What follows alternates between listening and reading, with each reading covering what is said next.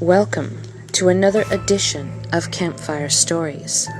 We are your hostesses, Devora and Cinder, here to make even your darkest nightmares come true.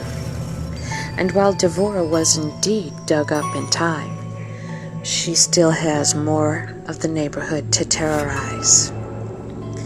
So tonight, gather with me by the fire as I tell you this interesting collection of scary but true stories. First off, I want to give a verbal warning that these stories that I am about to tell you are 100% true and extremely disturbing. They are in no way meant to exploit mental illness or any sort of physical illnesses whatsoever, nor make fun of them. These stories are very serious, very graphic, and if that's not something you can handle, turn back now. Alright, so let's begin. This story will forever haunt me. I recently took care of a woman who was in her mid-40s and a paraplegic. She had a colostomy. For those not familiar, a colostomy is a pouch that is attached to your colon from the outside of your body that catches your stool. These are for people that have serious issues with their gastrointestinal tract that requires an alternative channel for feces to leave their body. Well, this patient was a very sick lady to begin with, but she also had a strange infection originating from her colostomy site. She was to the point of sepsis, which again, to simplify, is just not good. Turns out, her husband was very seriously addicted to heroin and needed money in the worst way. So, he rented his wife out, meaning that people could pay to come over to their house and have sex with his wife in her stoma, the hole from which the feces left her body.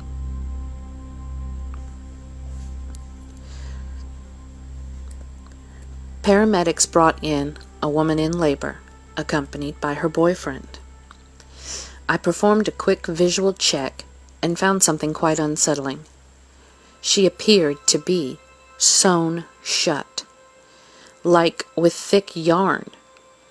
Her boyfriend was removed as it appeared to be some sort of abuse issue. The woman was showing signs of infection and is screaming that she needs to push. The homemade stitches were quickly cut, and a small head soon starts crowning. Sadly, as more of the baby protrudes, it appears very still, stiff, and plasticky.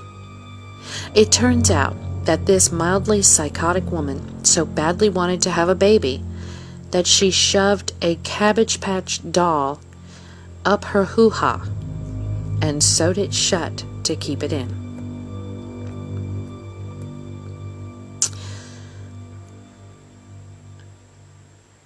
This triage nurse was sitting in the ER when a man walked up to her, slightly uncomfortable.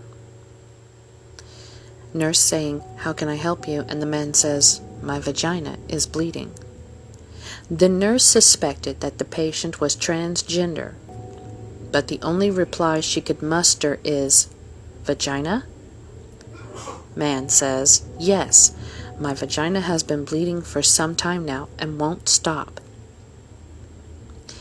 Then he goes into storytelling mode and explains that he is a male and for years he has been using disposable plastic cutlery to carve a vagina between his anus and scrotum by scraping just a little bit every day and then stuffing the wound with paper, cotton, or something to keep it from sealing up. By this point his vagina is several inches deep, but after his last carving session it started bleeding and wouldn't stop.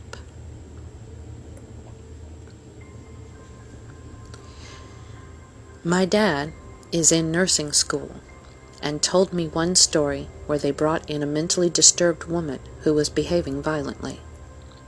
She kept on flaying about and then started attacking herself. At one point, he said she literally clawed out her own eyeball. It was dangling out of the socket by the optic nerve, and everyone tried to restrain her so they could help, but one of her arms broke free, so she reached up, grabbed her eyeball, and squished it.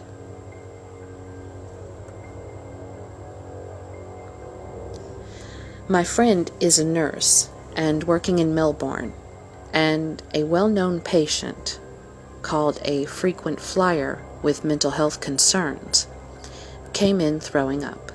Her skin was yellow and clammy, and she was very disorientated. The nurse proceeded to do a full body check with another nurse, and they just happened to see a small string hanging out of the lady's privates. They asked the woman about it, but she wouldn't answer. So the nurses slowly pulled on the string, and out came a dead, decaying sparrow. When asked what it was doing in there, the patient claimed that she was planning on eating it later. The decomposing bird was what was causing her blood poisoning.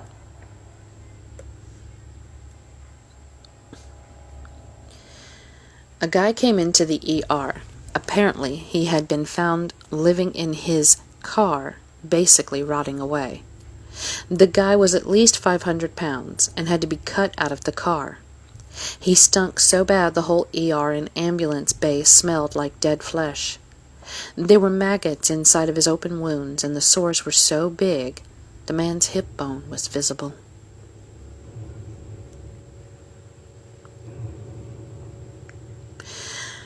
I worked the night shift in ER admissions.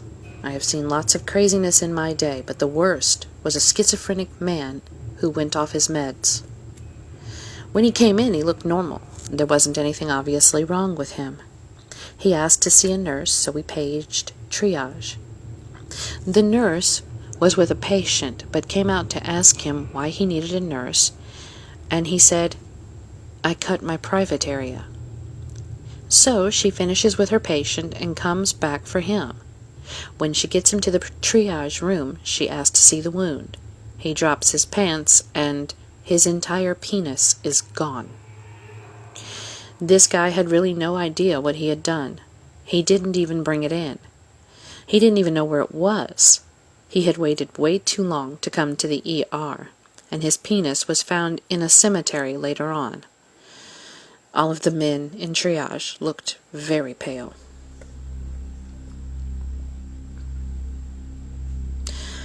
I thought it would be a good idea to work at the ER while I had started pre-nursing school. I love to pop pimples and stuff, so I thought it would be okay with gross stuff. However, a tech had this nickel-sized welt on the back of his neck that was driving the physician's assistants nuts. Finally, the tech gave in and allowed the PAs to remove it. I asked to watch, and the PA agreed. He sterilized and numbed the skin and began to cut around the welt. The welt was a hard abscess, and the PA dropped it in a steel basin. It hit with a chink sound. We looked at each other and began to dissect the abscess. It's full of curly black hair, blood, tissue, and then what looks like a little baby tooth. We quietly bandaged the guy up in shocked silence.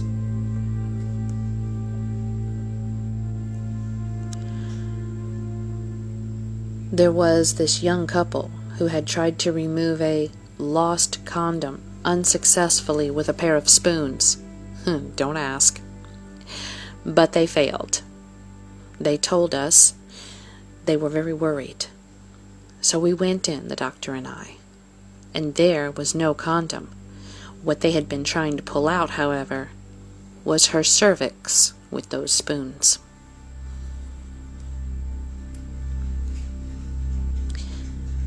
A woman came in complaining of a foul vaginal odor. A fellow med student asked her what medicines, herbs, or supplements she was on. and she pulled out a huge bag full of different-sized mason jars and prescription bottles. One of the jars contained raspberry leaves, which the woman said were used to improve vaginal odors. The doctor asked how long she had kept them in there, and she replied, "They're natural. They just decompose and disappear." Cut to the woman in stirrups, and her vagina is loaded with rotting brown-red mush. Ugh. Paramedics brought in a 500-pound female into the ER. She had passed out and flopped onto her bed, so all of her home bed linens came with her. She eventually made it down to the cath lab for a cardiac workup, and either during the procedure or soon afterwards passed away. While she was being cleaned up in the morgue, they find a cat, who is also dead, in one of her folds. The prevailing theory being that it must have been squished and absorbed when she passed out. The cath lab was renamed the cat lab until HR got wind of it. Paramedics got a call with a woman saying that there was a problem and she needed medical assistance. So they headed over there, and when they got there, they found the woman on all fours, with a dog penetrating her from behind.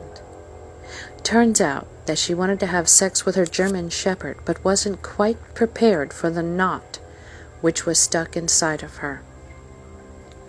So they had to get her in the ambulance, still in that position, and into the ER. They got a tranquilizer in the dog rather quickly, allowing it to detach. Oddly enough, the ambulance driver got her number and dated her for a few months. Don't ask. A woman came in with constipation. I'm sure she tried the conventional routes to cure it, but it somehow got to the point that her husband was giving her water enemas with a garden hose. Needless to say, he blew out her intestine.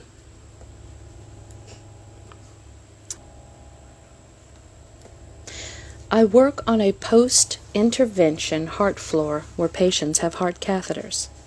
This one old guy had one in through his groin.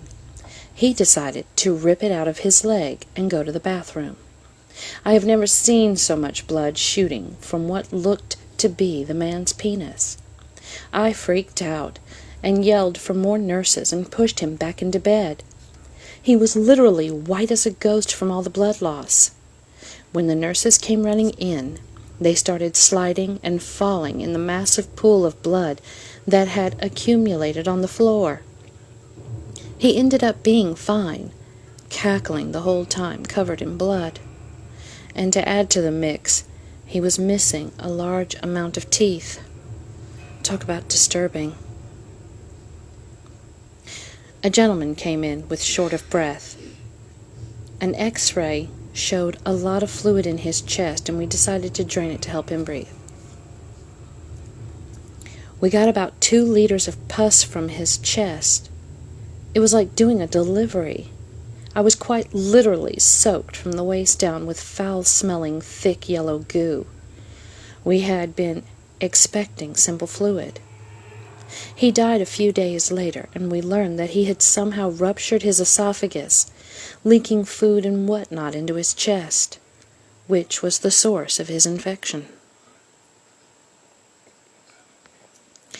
I worked in a dementia unit of a nursing home for 6 months.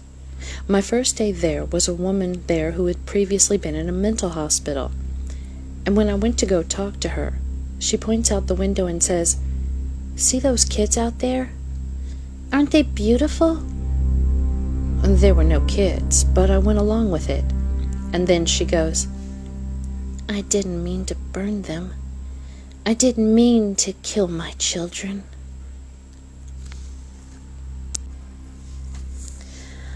I'm a doctor, and I passed out on top of a patient after seeing her prolapsed rectum fall out.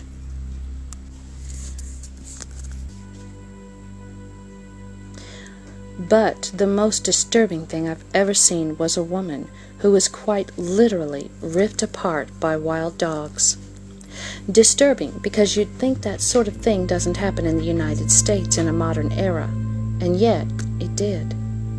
She lived in a rural area, but not that far from a major city. There were wild dogs about, and her little lap dog had gotten outside one evening. She heard it barking and went out to see what was going on. It was fighting with some other dogs, and she tried to rescue it, but ended up getting torn apart. I'm still not sure why the paramedics brought her to the ER, but we pronounced her dead on arrival.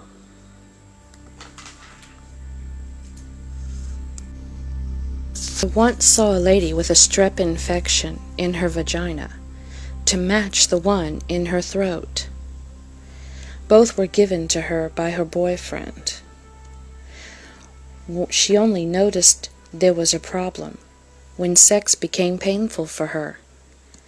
She actually had big boil-like blisters in her vaginal canal. Ouch.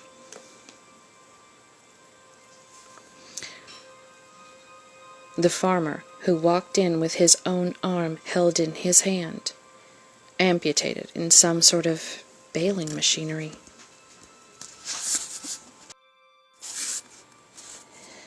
An elderly female we regularly treated chewed her lips off before being admitted one night.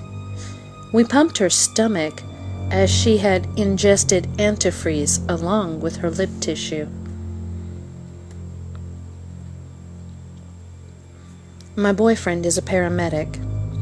He ran a call on a middle-aged man who had apparently drank himself unconscious.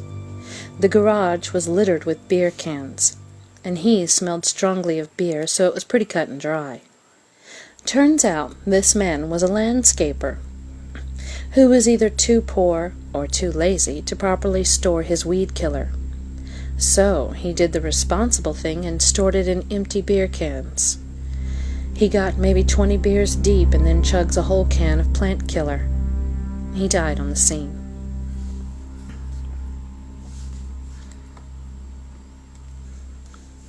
We had a mother who fed her newborn baby mashed potatoes 2 hours after he was born. He died a half hour later because he had aspirated or inhaled the solid food and couldn't breathe.